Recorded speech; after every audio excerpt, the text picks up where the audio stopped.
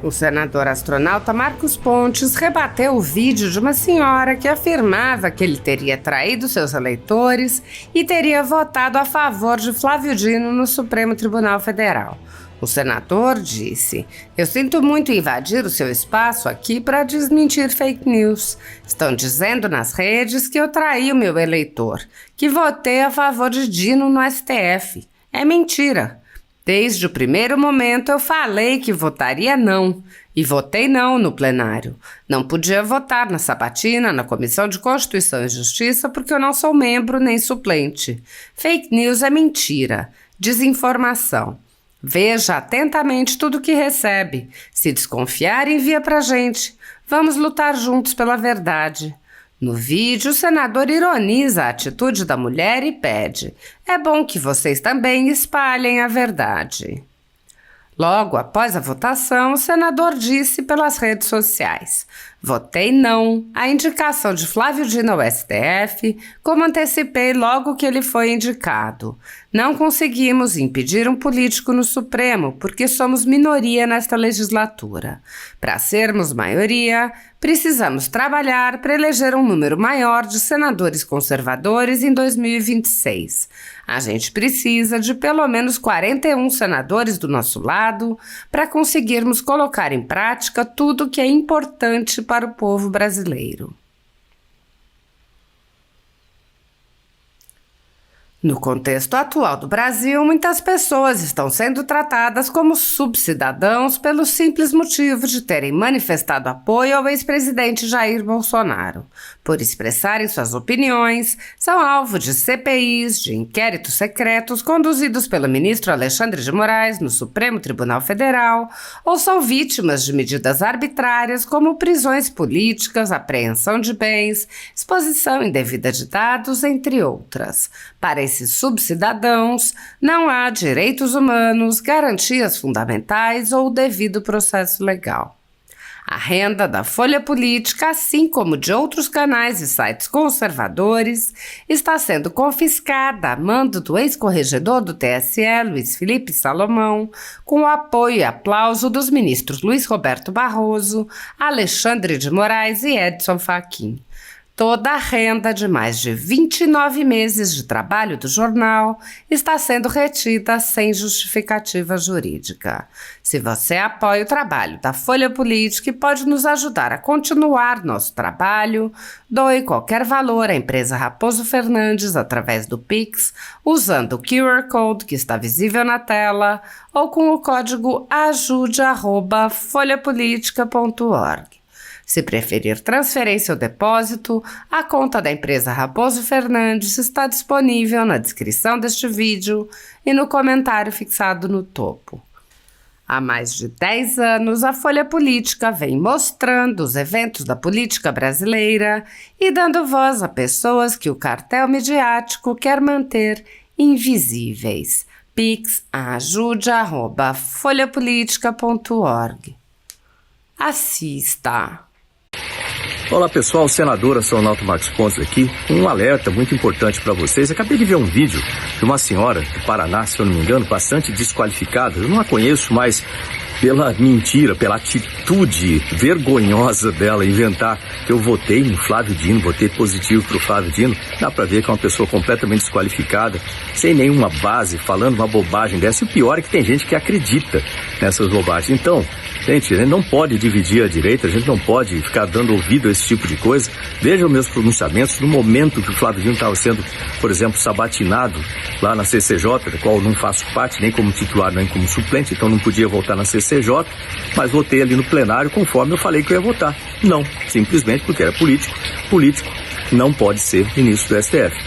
Mas aí surge aí uma notícia dessa que me surpreendeu, né, colocando meu nome no meio, mas certamente é porque ou está preocupada, né, de ascensão política, ou está preocupada aí por causa do que eu represento para a direita, trazendo ética, trazendo aí coisas importantes para a família, defendendo aquilo que eu falei que é defender. E a pessoa tenta inventar um negócio desse e tem gente que acredita. Então, espalhe aí para os seus amigos esse vídeo que eu estou gravando, desqualifique essa pessoa, porque realmente é o que ela merece, né? E, logicamente, ela vai ser processada, né, por criar esse tipo de fake news, esse tipo de mentira, né? Mas é bom que vocês também espalhem a verdade, tá ok? Eu votei não para o Flávio Dino, eu votei não com as razões que eu expus durante muitos posts que eu fiz aqui na internet e também durante meu pronunciamento, né, os meus pronunciamentos no Senado, tá ok? Grande abraço a vocês, vamos eliminar essa mentirosa aí do grupo, tá bom? Grande abraço, tchau, tchau.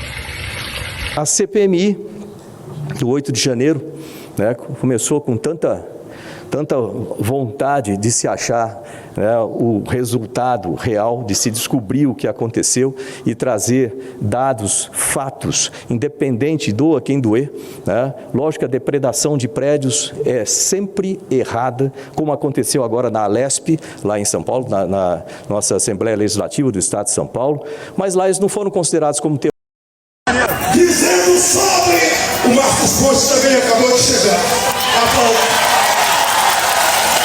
Sobre o passamento, lamentou, mas disse que a morte dele é responsabilidade do sistema penitenciário, que não tem nada a ver com o Supremo.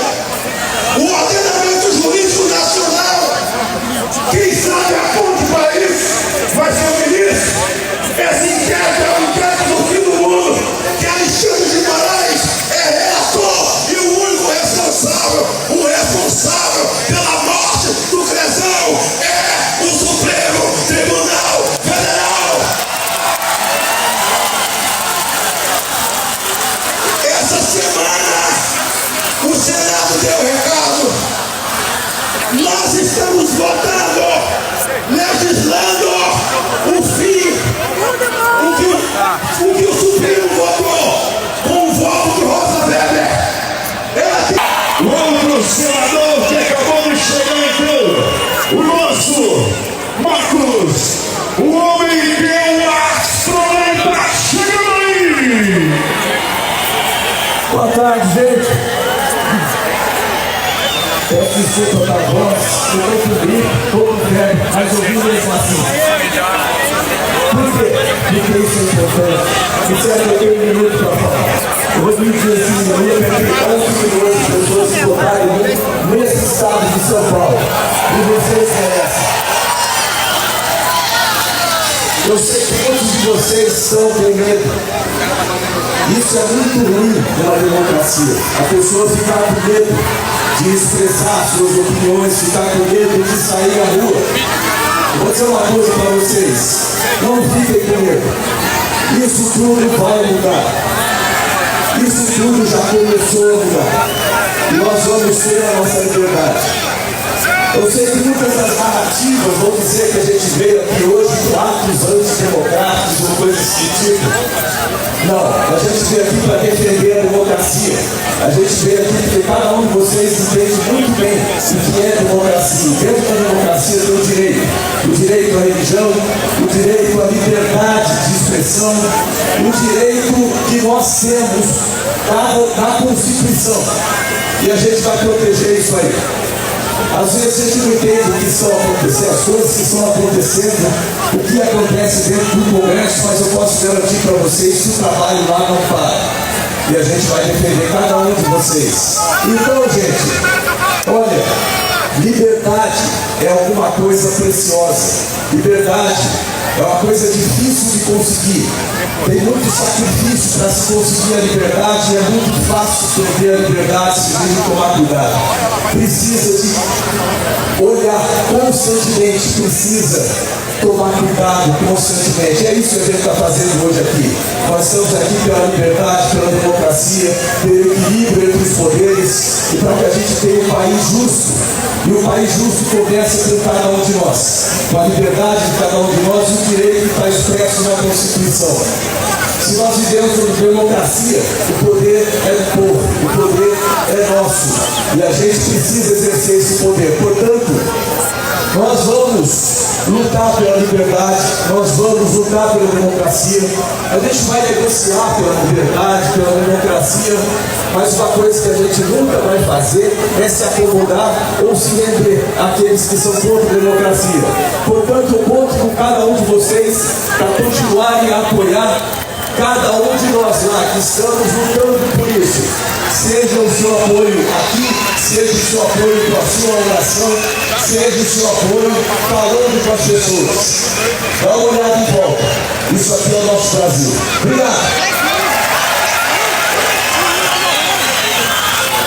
Aqui foram. Então, o processo legal para esse grupo também foi muito discutido e ainda é muito discutível, né, o que vai ser feito sobre isso para compensar aqueles que estavam lá e que foram presos. Lógico que teve alguns que foram presos da forma correta e muitos outros não correta. E isso tudo tem que ser verificado, compensado, porque a gente não pode ter no nosso país a injustiça, né, tomando conta do país. Isso traz insegurança para cada um dos nossos brasileiros. E a gente não pode permitir isso. O Senado tem essa responsabilidade, né, de proteger os cidadãos que nos elegeram. Nós estamos aqui por causa disso, por causa dos cidadãos. Aí vem a questão como a gente está falando aqui sobre isso, discriminação de drogas, o marco temporal. 8 de janeiro vem o caso, vamos chamar assim, STF, né, que tanto tem sido discutido, das atribuições de cada um dos poderes e como que o STF tem trabalhado um tanto fora. Eu tenho um apreço muito grande por uma Suprema Corte que seja independente, que trabalhe dentro do que é previsto na Constituição, que faça valer os direitos constitucionais das pessoas e trabalhe estritamente dentro desses fatores. E isso traz segurança para a população. Mas como nós vimos acontecer aqui por várias vezes, e aqui foram alguns casos, né, no caso de discriminação de drogas, no marco temporal, da CPMI, nós vemos aí uma atuação que, no mínimo, a gente pode falar como discutível.